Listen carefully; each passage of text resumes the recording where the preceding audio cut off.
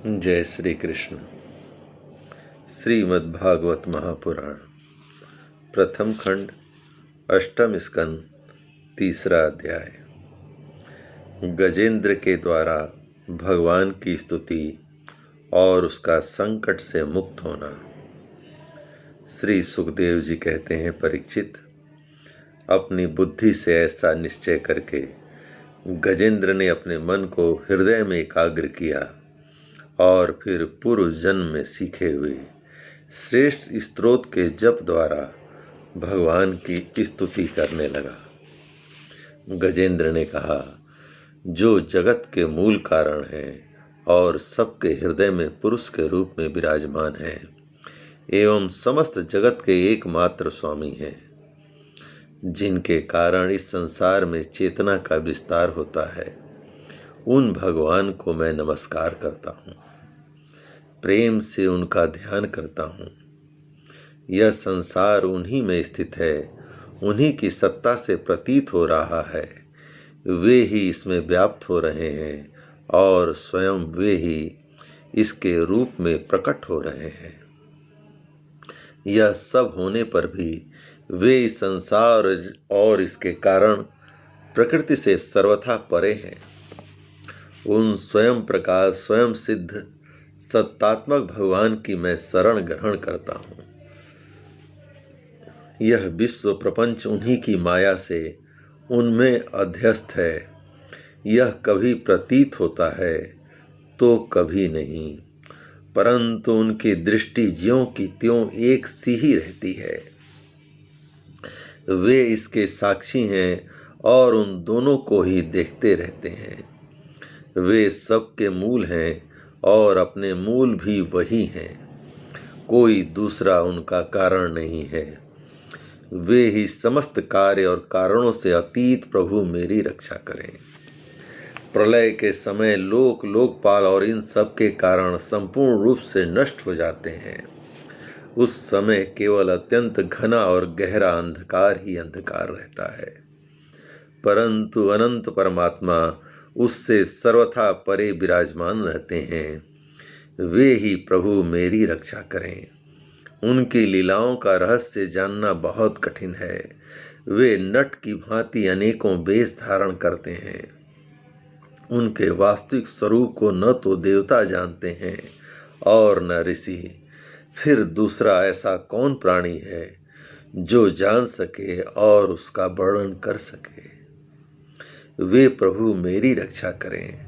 जिनके परम मंगलमय स्वरूप का दर्शन करने के लिए महात्मा गण संसार की समस्त आसक्तियों का परित्याग कर देते हैं और वन में जाकर अखंड भाव से ब्रह्मचर्य आदि अलौकिक व्रतों का पालन करते हैं तथा अपने आत्मा को सबके हृदय में विराजमान देखकर स्वाभाविक ही सबकी भलाई करते हैं। वे ही मुनियों के सर्वस्व भगवान मेरे सहायक हैं। वे ही मेरी गति हैं, न उनके जन्म कर्म हैं और न नाम रूप। फिर उनके संबंध में गुण और दोष की कल्पना ही कैसे की जा सकती है।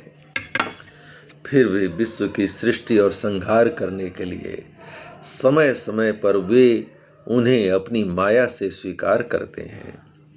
उन्हीं अनंत शक्तिमान सर्वेश्वरमय पर ब्रह्म परमात्मा को मैं नमस्कार करता हूँ। वे अरूप होने पर भी बहुरूप हैं। उनके कर्म अत्यंत आश्चर्यमय हैं।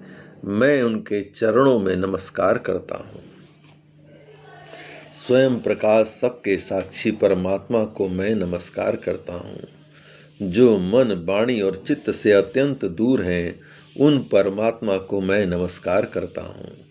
विवेकी पुरुष कर्म संन्यास अथवा कर्म समर्पण के द्वारा अपना अंतःकरण शुद्ध करके जिन्हें प्राप्त करते हैं तथा जो स्वयं तो नित्य मुक्त परमानंद एवं ज्ञान स्वरूप हैं ही, दूसरों को कैवल्य मुक्ति देने की सामर्थ्य भी केवल उन्हीं में है, उन प्रभु को मैं नमस्कार करता हूँ।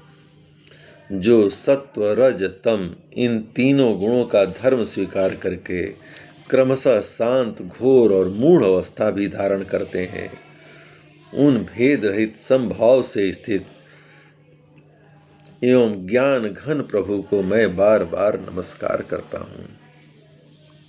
आप सबके स्वामी, समस्त क्षेत्रों के एकमात्र ज्ञाता एवं सर्व साक्षी हैं।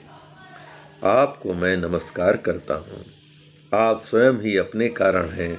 पुरुष और मूल प्रकृति के रूप में भी आप ही हैं। आपको मेरा बार बार नमस्कार।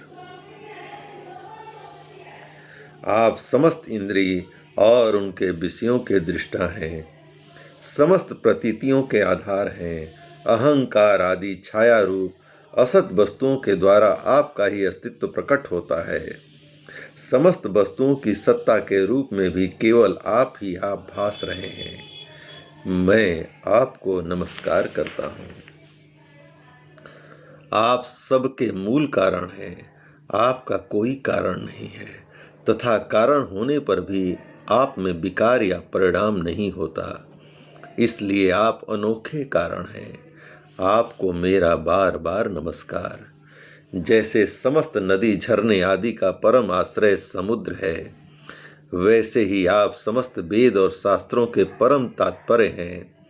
आप मोक्ष स्वरूप हैं और समस्त संत आपकी ही शरण ग्रहण करते हैं, अतः आपको मैं नमस्कार करता हूँ।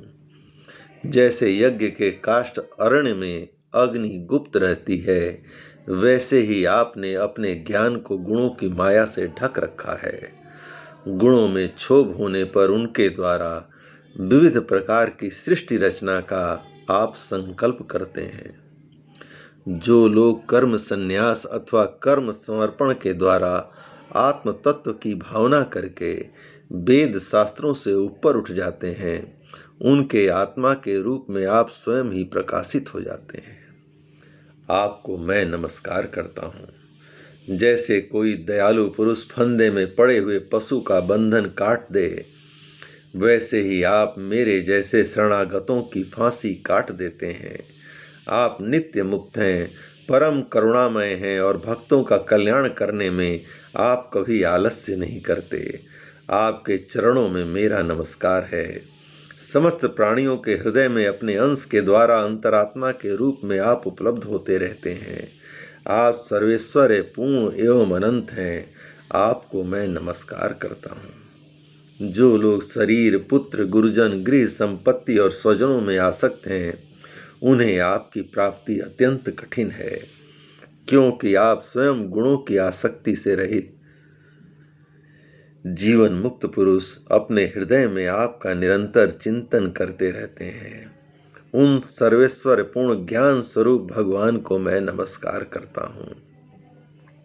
धर्म, अर्थ, काम और मोक्ष की कामना से मनुष्य उन्हीं का भजन करके अपनी अभिष्ट वस्तु प्राप्त कर लेता है। इतना ही नहीं, वे उनको सभी प्रकार का सुख देते हैं और अपने ही जैसा अविनाशी पार्षद शरीर भी देते हैं।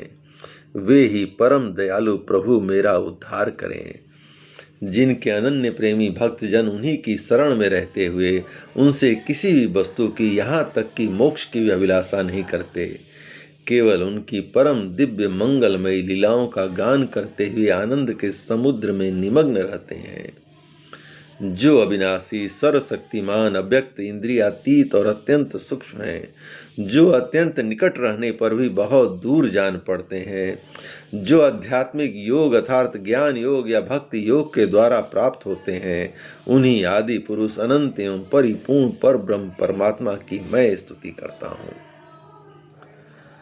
जिनकी अत्यंत छोटी कला से अनेकों नाम रूप के भेदभाव से युक्त ब्रह्मा आदि देवता, वेद और चराचर लोकों की सृष्टि हुई है, जैसे धधकती हुई आग से लपटें और प्रकाशमान सूर्य से उनकी किरणें बार बार निकलती हैं और लीन होती रहती हैं, वैसे ही जिन स्वयं प्रकाश परमात्मा से बुद्धि, मन, इंद्रिय और शरीर, जो गुणों के प्रवाह रूप हैं, बार बार प्रकट होते हैं तथा लीन हो जाते हैं।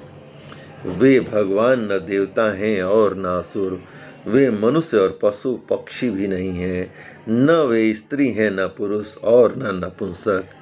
वे कोई साधारण या असाधारण प्राणी भी नहीं है, न वे गुण हैं और न कर्म, न कार्य है और न तो कारण ही। सबका निषेध हो जाने पर जो कुछ बचा रहता है वही उनका स्वरूप है तथा वे ही सब कुछ हैं। वे ही परमात्मा मेरा उद्धार के लिए प्रकट हों। मैं जीना नहीं चाहता। यह हाथी की योनि बाहर और भीतर सब ओर से अज्ञान रूप आवरण के द्वारा ढकी हुई है। इसको रख कर करना ही क्या है। मैं तो आत्म प्रकाश को ढकने वाले उस अज्ञान रूप आवरण से छूटना चाहता हूँ, जो काल क्रम से अपने आप नहीं छूट सकता, जो केवल भगवत कृपा अथवा तत्व ज्ञान के द्वारा ही नष्ट होता है। इसलिए मैं उन पर ब्रह्म परमात्मा की शरण में हूँ, जो विश्व रहित होने पर भी विश्व के रचयिता और विश्व स्वरूप हैं, साथ ही जो विश्व की अंतरात्मा के रूप में विश्व रूप सामग्री से क्रीड़ा भी करते रहते हैं। उन अजन्मा परम पद स्वरूप ब्रह्मा को मैं नमस्कार करता हूँ। योगी लोग योग के द्वारा कर्म वासना और कर्म फल को भस्म करके अपने योग शुद्ध हृदय में जिन योगेश्वर भगवान का साक्षात्कार करते हैं, उन प्रभु को मैं नमस्कार करता हूँ। प्रभु, आपकी तीनों शक्तियाँ सत्व रज और तम के रागादि वेग असहाय हैं। समस्त इंद्रियों और मन के विषयों के रूप में भी आप ही प्रतीत हो रहे हैं। इसलिए जिनकी इंद्रियां बस में नहीं हैं, वे तो आपकी प्राप्ति का मार्ग भी नहीं पा सकते। आपकी शक्ति अनंत है। आप शरणागत वत्सल हैं। आपको मैं बार बार नमस्कार करता हूँ। आपकी माया अहम बुद्धि से आत्मा का स्वरूप ढक गया है। इसी से यह जीव अपने स्वरूप को नहीं जान पाता। आपकी महिमा अपार है। उन सर्वशक्तिमान एवं माधुर्य निधि भगवान की मैं शरण में हूँ। श्री सुखदेव जी कहते हैं, परीक्षित, गजेंद्र ने बिना किसी भेदभाव के निर्विशेष रूप से भगवान की स्तुति की थी। इसलिए भिन्न भिन्न नाम और रूप को अपना स्वरूप मानने वाले ब्रह्मा आदि देवता उसकी रक्षा करने के लिए नहीं आए। उस समय सर्वात्मा होने के कारण सर्वदेव स्वरूप स्वयं भगवान श्री हरि प्रकट हो गए। विश्व के एकमात्र आधार भगवान ने देखा कि गजेंद्र अत्यंत पीड़ित हो रहा है, अतः उसकी स्तुति सुनकर वेदमय गरुड़ पर सवार हो चक्रधारी भगवान बड़ी शीघ्रता से वहां के लिए चल पड़े, जहां गजेंद्र अत्यंत संकट में पड़ा हुआ था। उनके साथ स्तुति करते हुए देवता भी आए। सरोवर के भीतर बलवान ग्राह ने गजेंद्र को पकड़ रखा था। वह अत्यंत व्याकुल हो रहा था। जब उसने देखा कि आकाश में गरुड़ पर सवार होकर हाथ में चक्र लिए भगवान श्री हरि आ रहे हैं, तब अपनी सूंड में कमल का एक सुंदर पुष्प लेकर उसने ऊपर को उठाया और बड़े कष्ट से बोला, नारायण जगत गुरु भगवान, आपको नमस्कार है। जब भगवान ने देखा कि गजेंद्र अत्यंत पीड़ित हो रहा है, तब वे एक बारगी गरुड़ को छोड़कर कूद पड़े और कृपा करके गजेंद्र के साथ ही ग्राह को भी बड़ी शीघ्रता से सरोवर से बाहर निकाल लाए। फिर सब देवताओं के सामने ही भगवान श्री हरि ने चक्र से ग्राह का मुंह फाड़ डाला और गजेंद्र को छुड़ा लिया। जय श्री कृष्ण। इस प्रकार भगवान श्री कृष्ण की कृपा से श्रीमद् भागवत महापुराण प्रथम खंड अष्टम स्कंद का 3रा अध्याय संपूर्ण हुआ। जय श्री कृष्ण।